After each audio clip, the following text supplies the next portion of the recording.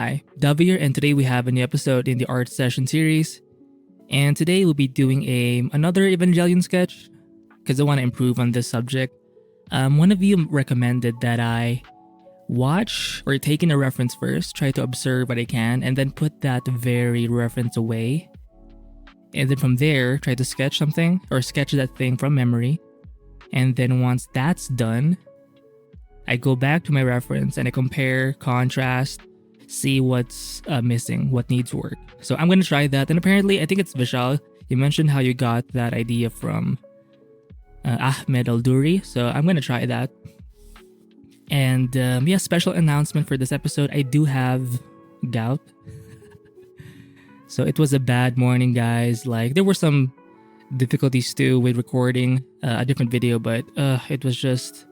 I had that issue and then I had the gout. I mean, I've had gout like a couple of days now, but right now I would say it's at its peak. It's basically like imagine a pack of needles poking you in one point. That's what gout is. And for those of you who've been here long enough in the channel, you know I'm not the healthiest of people. So I need to, it's usually a diet thing. And I've been letting myself go recently, not that much, but enough to cause some gout. And I did indulge in some red meat, some beef, which is a no-no for those of us who have gout. But I gave in anyway to my to the temptation. It can be hard, it can be frustrating, but we can't really stop because, nowadays we do have to do it all. We have to market ourselves, manage our own art projects, and we have to continue improving our skills. And at the same time, it's going to happen. You're going to get some setbacks here and there, like what I'm experiencing right now.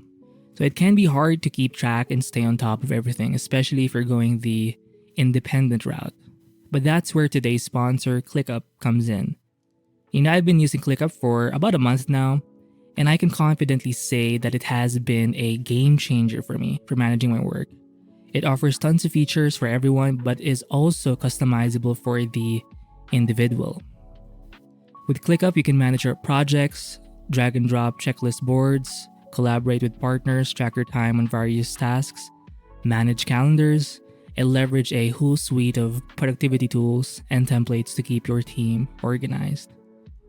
For me, I like to keep things simple. So what caught my eye in the beginning, and I still use it till this day, is the board view. I think it's perfect for artists because we're used to having reference boards on the side while working. And we appreciate that freedom to edit, drag, and drop things easily as we go. Plus, you can also categorize your work however you like, whether it's for different social media platforms like YouTube, that's what I use, or for multiple art projects. Both flexible and visually appealing, the Kanban-style board view is ideal for managing all your tasks regardless of their status from to-do to completed. So again, I mentioned I've been using this program or this app for about a month, and I can say it has helped me because I do a lot of like series on YouTube. I have the art reviews, I have the art sessions, I even have some product reviews on the way because I've been getting some like collab with this marker, sort of like it's coming. And I also have like a membership in the channel, which I started to really double down recently. I even have a podcast for those of you who don't know. It's sort of outside of YouTube. I used to put it on YouTube, but yeah, I also run that. So sometimes it can be sort of a lot, especially if you just write things down on paper. I have a couple of note apps like Simple Note. I've even used apps like Notion and Trello. It hasn't been as useful. They're not bad, but I haven't consistently been using it, unlike ClickUp. It has been helping me. I mean, it's been I'm getting into 2 months now of using it, and I can say that it has been a big help in my productivity. Just look at my output if you need some proof. So whatever it is, guys, ClickUp serves as a second brain that can easily keep track of all your to-dos, allowing you to focus more on the thing you actually want to do, and that's making art.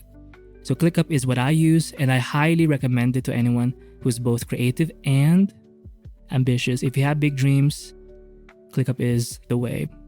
So if you are an artist with a lot on your plate, head over to tryclickup.co/artofdavi to get started for free. If you use the link below, ClickUp will email you a special discount if you decide to upgrade to a paid plan in the future. So big thanks to ClickUp for sponsoring this video.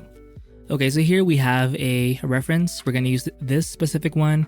It's a bit small, so it does get more pixelated as you zoom in, but that's good because now we're focused more on the bigger picture.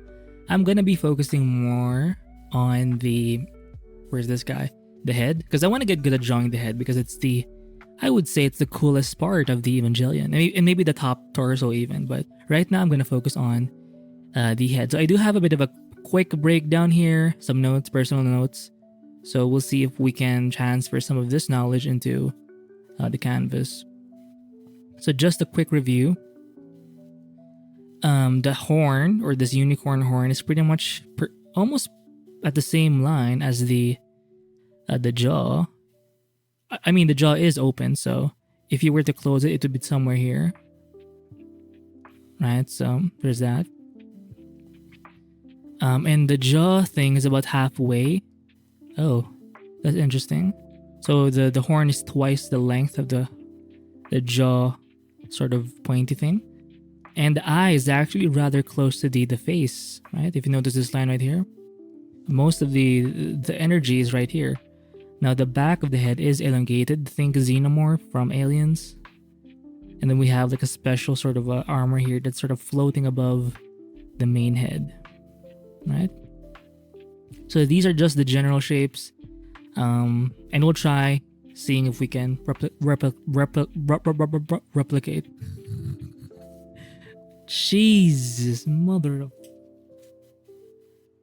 Okay. So I'm gonna do this. I'm gonna hit this guy so we can see what we're doing. I'm gonna hit Bay. We'll use a more opaque brush, meaning it's not gonna have as much transparency, so we can like paint things faster. Because if you have like a brush with a lot of transparency, you have to build up the paint in a way, and that can take a while. So let me just move you to the center over here, and we'll see what we can do. Make sure we have black on. So what's my thing? So we have the horn somewhere here. We have the face kind of like this. We're just blocking like the silhouette. We have the elongated head. We have like the main sort of body or skull, and there's something revolving around it. You see? And let me just add the eyes here, somewhere here. It's very loose, very rough, but I don't know. I want to experiment with that idea of looking at the reference first and seeing if we can replicate at least some of it, right? Oh, and then we have the jaw. Now it is a little, again, remember that line? But that's for the open jaw, so we'll go with that for now. Right, so it's somewhere here. Again, when you erase, you can just pick the white in the background and paint over stuff. It's way faster than having to hit actually the erase tool. I think it's too much. Now, if you're working on a complex environment where you have multiple, like, where it's a full scene and not just one thing, it may not work as well. So you're gonna have to use the eraser, but for practicing, I think it's much faster to do this. Is that all? Shit. Now I'm forgetting everything. Jeez. So we'll try and go as far as we can with this. Oh my god. Does this look like does this look like Evangelion, guys? Oh, it's so over. It's over. Okay, it's a little thick here. Oh, I know, it's, remember the whole halfway thing, right? Halfway. So we'll try to replicate. It's about here. Shit, I don't know how the jaw looks like. Even the teeth. But see, that's sort of the idea here. It shows you what you don't know. So I can definitely get the silhouette of something, but at the moment I wasn't really focusing on the neck, but you know what? Maybe we'll zoom out a little more and see what we can do. I'll hit L, lasso this thing, Control T. Just move it around here. Ooh, it looks kind of like Evangelion. Looks more like it's Evangelion adjacent, so close enough. Oh, let me just move you to the top here, or to the center a little bit. Okay, let's try a different brush. Okay, it's loading. I hate when Clip Studio Paint does that. Maybe some of you do have that. It's so annoying. I think it does when it's trying to save, like every few minutes. We'll try this one. It's a very simple one. Or we'll try the rougher. The bristle round rough too. Because I want some texture. The other one is kind of... Oh my... Oh my fucking lord. Sorry. Jeez. Do I have other programs running in the background? Let me just check, guys. I'm gonna pause the video just quickly.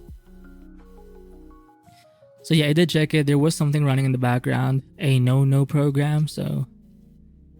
So we'll add a bit of gray. Just to add a bit of fluff. Some chaos. Right? We'll make it a little darker. Maybe just a tiny bit darker. Let's zoom in. We're too far away. So we'll try... I know the eye is kind of showing like this. And I know the silhouette cuts like this. It's sort of like a... Kind of like that. Oh god. Let's do this. Okay, it's starting to look like Evangelion. Why is it... Okay, stop. Let's try this. Make this horn a little bigger. Right. It looks like a sword. Okay. So we've been doing this for a couple of minutes. Should we go back to the reference and see how far? Let me just adjust it a little more and see. So erase this side. Okay, not bad. There we go. Let's check back on the reference and we'll see how far or how correct we are or what's missing. Let's drag this guy here, unlock this for a while. Grab this guy, hit V, and just put him to the side. So did we get it right, guys? Jeez, it's so far away. So I get, getting the gesture, sort of the initial dots or blobs down, it's very easy, but the moment you actually have to start sculpting the edges, that's where I do fail a little bit. I want to do some colors just to make it a little more not as boring. We'll use some, the pastels. I'm liking the soft pastel a little more, so we'll try this. Right. So I am color picking just because it's easy and it's... I know it's a bad habit and you don't want it to depend too much on color picking, but it's fun. If you want to just learn how to see colors, then fine. But if you just want to have fun, and sometimes we forget that when we're doing art, because we're always trying to be like so serious with it that we forget to just enjoy the actual thing and just have fun. I can make it harder by using like a basic round brush without any opacity, no pen pressure, just to prove that I can do it, because that's what the pros say. But fuck you. Sorry. I mean, what I mean. I'm gonna have some fun with my brushes. So, F that. And I'm starting to see it. Sometimes I get lost in that whole hustle thing, right? I mean, it's good to keep track of things and make sure you're meeting your quotas, because you have to be smart about this. You can't just be all heart and no brain. But it happens where you do lean more brain than heart. So you have to go back and forth, I think, and have that sort of a balance. And even that word balance is so loaded, because you can't always balance everything out. It's gonna happen where it's just not balanced. You can think of it as seasons. There are times or seasons where you need to be focused more on one thing than the other. If you're that experienced, like, you don't need to learn as much, right? Because you already have a good grasp of, like, your style, your voice, you have a good grasp of fundamentals. So there's no need to be as harsh. Your focus is going to be a bit different by then. However, if you're like a student like me, in a way, this is the season of just learning, but also having fun. You don't want to start your creative journey by being so like strict and like what's the word, like so uptight about it. Right? It can happen. And I think no matter how you try to feel or to try to balance both, you'll always go back and forth, and you will always experience some kind of frustration because you are going back and forth, you know? Whenever you're leaning more into your brain, you know, like really grinding it out, trying to study, trying to expand your skill sets, you're gonna miss the whole fun part sometimes, right? When you're having more fun, you're gonna miss the seriousness, you know, the goal setting side of yourself. So it's gonna happen. So we'll try this, erase this. Oh, looking good. Where's this? Oh, it's like the green part. No, it's actually in the background. So you know what? I'm not gonna focus on the background. Sorry. This is not the intention. Right, okay, so we'll try this. And then we'll draw this thing here. And I think it's nice to see things. You know what? Maybe this is another tip. Aside from the recommended idea, you know, that's the sort of the basis for this video. Maybe you can try making the thumbnail or your reference small. Right? In comparison to your actual artwork. So you're forced to just see the big picture things and not focus on the details. Huh? Not bad, eh? Not bad. Pretty good. Oops. You know what? Let me just move this. Oh, do I need this? I don't need that. It doesn't help when you have gout. Because I'm feeling something in my freaking ankle and it's not good, guys. It freaking hurts. But if you're going through something, just push through it.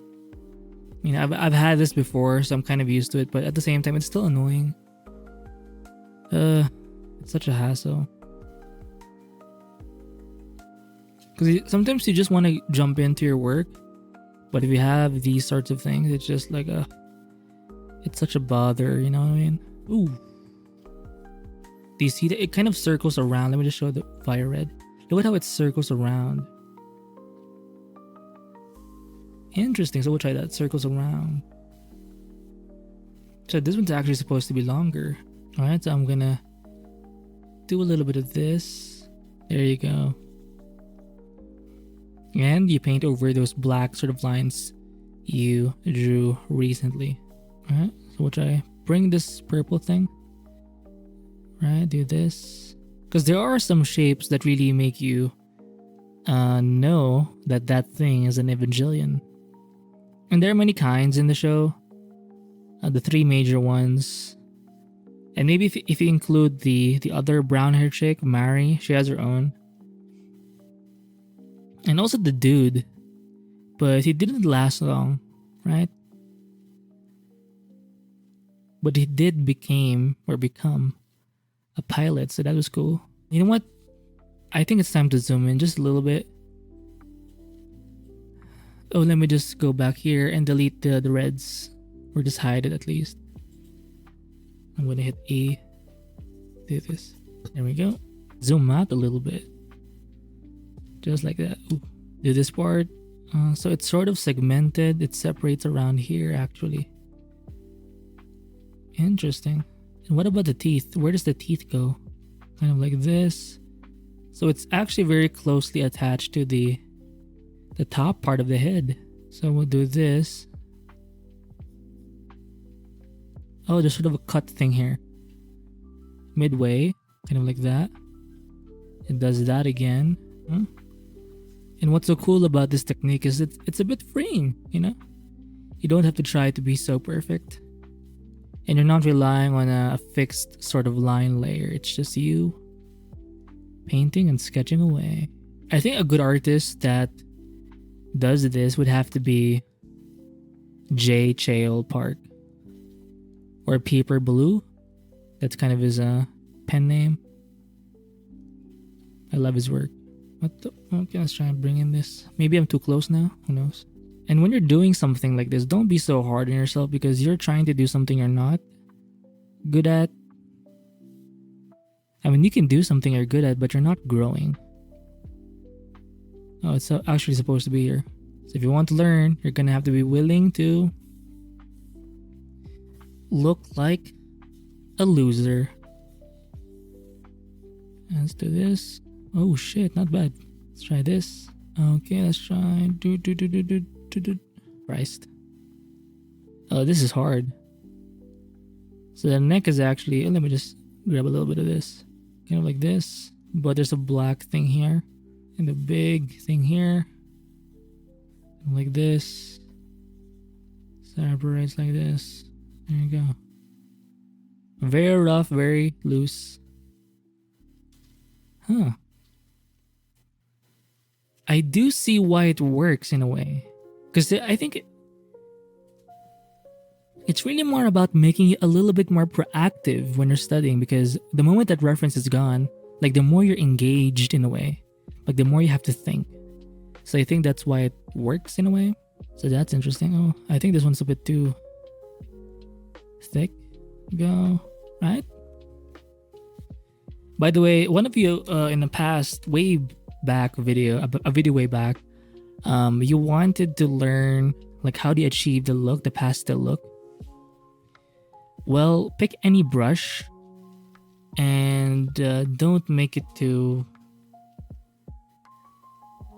Pick some kind of paper texture maybe, or search for maybe concrete textures, something like that, and make sure the edges of your brush. If you look at the edges here, look at how it's not as sharp. Play with the blending modes until you achieve something that's not too harsh. Usually, I would avoid like blending modes, like hard mix in one of those, or color dodge. They're a bit too strong. You want the textures to show, and the brush, I think it helps if you play with the brush spacing a little bit and add some jitter so the edges aren't very uniform. So that's my advice if you're planning to make your own. Obviously, you can always check out my awesome, cool. Let's bring some of this lighter pink here. Look at that. All right, look at how freeing this is compared to. I'm not saying don't do line work. If it's easier for you, go right ahead. But if you're like me and you're suffering with that technique, or it just causes you more stress, then you're gonna have to try something else. And I think this is a good technique to start with. Okay, so it goes something like here. Let me just draw a little bit of this. So it's actually somewhere here, right? Draw this side. Oh, draw. Oh. And then I want to just, quickly do a little bit of that. So it's actually kind of thin. It drops down and then goes back up. Drops down, goes back up. There you go. See that? Ooh. Pro. And what's cool here is you can be very vague in a way, right? Because you are using somewhat of a softer brush. So if you want to be a bit more tight, then be more tight. If you want to be more like vague, just make the brush bigger and that's enough. There you go, just a little bit of that. Ooh. That one, it's too strong. Let me do this. Do this. Oh my. And then should I add the back? I'm good with the. Let me just help. Do I need to add something else? Let me just add the back thing. You know what? I'm skipping the mouth. Oh, I need to focus. Do this. So as you can see, I've pretty much skipped the going back and forth. I only did it once in the beginning, but it was a fun exercise. But I think I want to have reference because number one, I will incorporate it maybe a little more, but it's more fun when you have reference because it is actually really fun. Clean up the silhouette. It doesn't even have that much teeth. Really big teeth. Oh, I do see a little bit of that red. Or maroonish. There you go. Hard to see from this point of view, but I'm gonna pick a lighter gray maybe to show the top of those teeth. There you go. Maybe this side. Ooh. Oh, wow. Oh, it's actually not that far away. Okay, and does this. And does this. I think this one is too strong. There's a bit of an angle at the top. Kind of like this. Oh, wow. Not bad, guys. Not bad at all. Okay. Wow. Looks kind of the thing. So that's it for this quick sort of study of the Evangelion. So I've mentioned two sort of techniques. The number one was a recommendation from JaeCheol, from one of our commenters here, or viewers. That is to take the reference. Let me just use a different pen here. I'll make a new layer just to be safe. I'll lock this just to be safe. I'll grab myself a pen. Okay. Make it bigger. Okay. So grab one reference, study as much as you can from it, then delete or just hide the reference, then do your own thing. Do the best you can to sort of illustrate this from your own memory. Once that's done, once you've gone far enough, then you simply bring back the reference you have right here, and then you compare and contrast. You can keep repeating that if you want to, but for me, I would suggest just doing it once just to sort of get into it, and then you can go from there. And also, my own recommendation would be to make your actual reference small. If you're going to keep it with you all the way, just keep it small, pretty much in a thumbnail size view, so you can focus more on the bigger parts. And besides, you can always like zoom in anyway and sort of see the details from there, and then bring that to your piece. And yeah, make sure your piece is actually way larger than the actual reference, just because it forces you to because if you're doing it like very small as well, I feel like you're still copying it 1:1, you know. But if you have to like expand it, you have to think a little more, because you have to see your proportions and check if something is being off or not. So that's it for this art session episode, and hopefully this episode has helped you. So I'll see you in the next one. Bye.